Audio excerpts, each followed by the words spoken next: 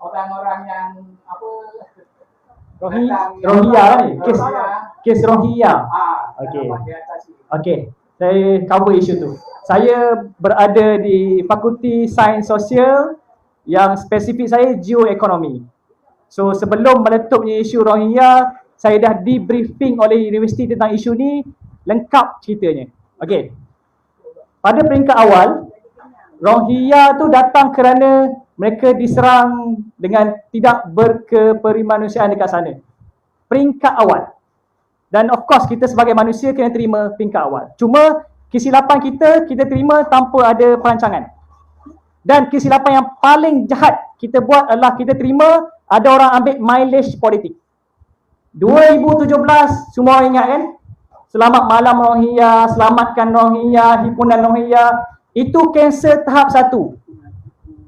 10 tahun ke depan tak ada polisi, dibiarkan kita bergaduh tentang DAP, UMNO PAS, DAP, UMNO PAS.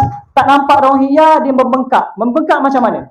Okey, satu-satu komuniti yang tak ada central government, mini government, dibiarkan bebas, apa akan jadi? Contoh, kalau kita orang lelaki boleh kahwin maksimum berapa? Ada yang kahwin 4 kat sini? Mana ada? Tak berani angkat tangan kau macam ni? Okey, sebab apa? Sebab kita ada kawalan undang-undang. Tetapi kalau Rohingya tak ada mini government, tak dikawal, mereka boleh bebas kahwin seberapa banyak pun. Macam mana nak kahwin? Pergi jumpa imam, bayar kahwin. Nak kahwin lagi? Jumpa imam ni, kahwin, bayar kahwin. Menyebabkan dia ada central community yang banyak.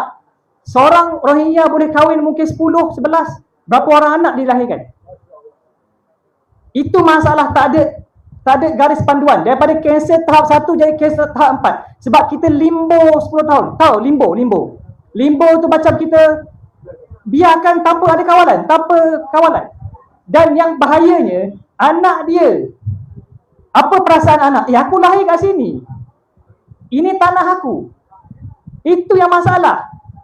Kalau peringkat awal, terima kita deal dengan UNCHR, kita terima ada certain limitation. You habis peperangan, kita deal you balik. Sekarang ni macam mana nak buat? Boleh tak kita halau secara agresif? Boleh atau tidak? Kita buat macam tu, Malaysia akan deflect sebagai negara yang jahat, negara yang tidak peri kemanusiaan. Kita akan hadapi masalah yang lagi besar. Tapi macam mana nak settle? Settle dia adalah antara approach yang boleh dibuat, cerdik dengan mereka supaya mereka masuk interview boleh keluar. Tapi masalahnya negara yang lebih, negara ketiga, negara macam US, Canada, mereka hanya akan terima yang cerdik, cantik. Yang tak cerdik, yang tak cantik tinggal sini. Kita dapat yang produk yang bukan produk lah, tak baik juga. Sebab mereka manusia, tetapi masalah. Mereka mencipta masalah di kalangan orang tempatan. Nak tak nak, antara benda yang dibuat, mereka perlu ada satu community punya government yang kita kawal. Kalau tidak, mereka ada silibus sendiri. Bila silibus sendiri, itu yang muncul anak-anak kecil datang dekat kita, kejar untuk dapatkan duit. Minta duit. Sebab kalau anak-anak kita tidak ajar tentang adab, idea, pendidikan, dia tak. Dia hanya untuk hidup saja. Okey, dan orang Rohingya ada yang banyak duit sekarang ni. Tahu tak karakter manusia ni macam mana? Kalau kita tak bagi banyak kemudahan ditekan, mereka akan lebih kreatif. Kalau kita bagi semua kemudahan, kelebihan, diberi tongkat, kita akan jadi lemah.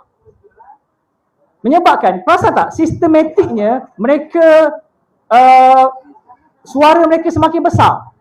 Sampai dia boleh connect dengan Rohingya dekat luar negara, kutuk Malaysia. Satu benda yang tak masuk akal. Sepatutnya awak kutuklah kerajaan Myanmar.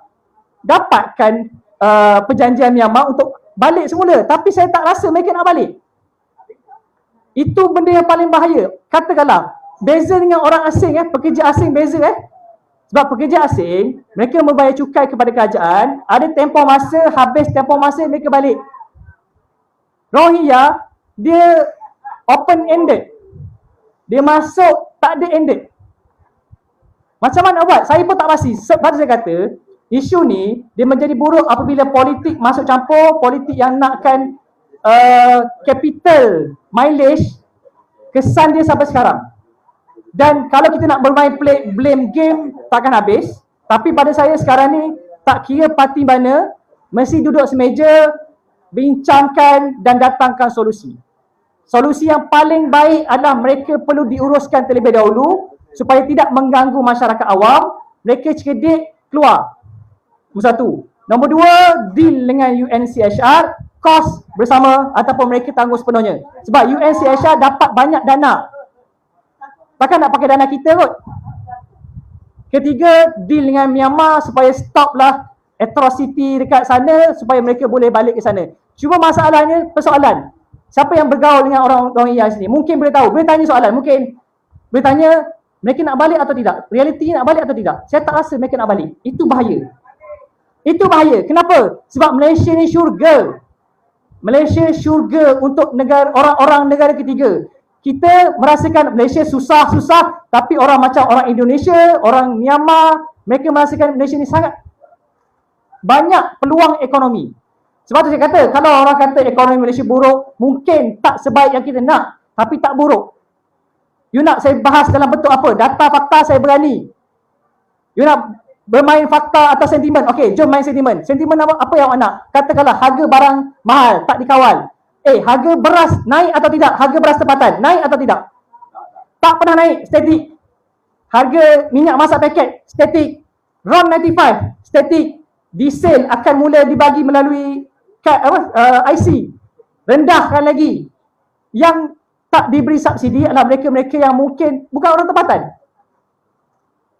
Kan? So, setakat ni pada saya ekonomi baik, rakyat masih boleh hidup, ada bantuan. Siapa yang kat sini yang mungkin B40, IKASih dapat STR SARA. Kalau dekat Selangor, sebab saya orang Selangor, ada Bingkas, ada Jualan Rahmah. Itu inisiatif. Dalam masa sama, indeks rasuah diperbetulkan. Saya selalu kata, benda pertama, dalam pengurusan rasuah dulu. Sebab, kalau tak lawan rasuah, ketirisan berlaku, bila tiris, duit tak cukup. Bila duit tak cukup, jadilah macam 1MDB yang gagal bayar hutang 2016.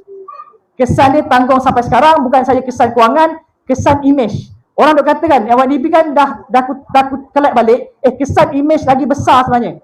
Orang hilang trust kepada Malaysia.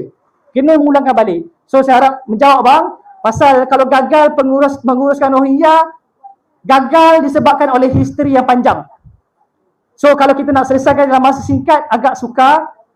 Saya rasa perlu ada muafakat semua orang untuk datangkan idea supaya benda ni selesai dalam masa yang terdekat lah. Itu saja.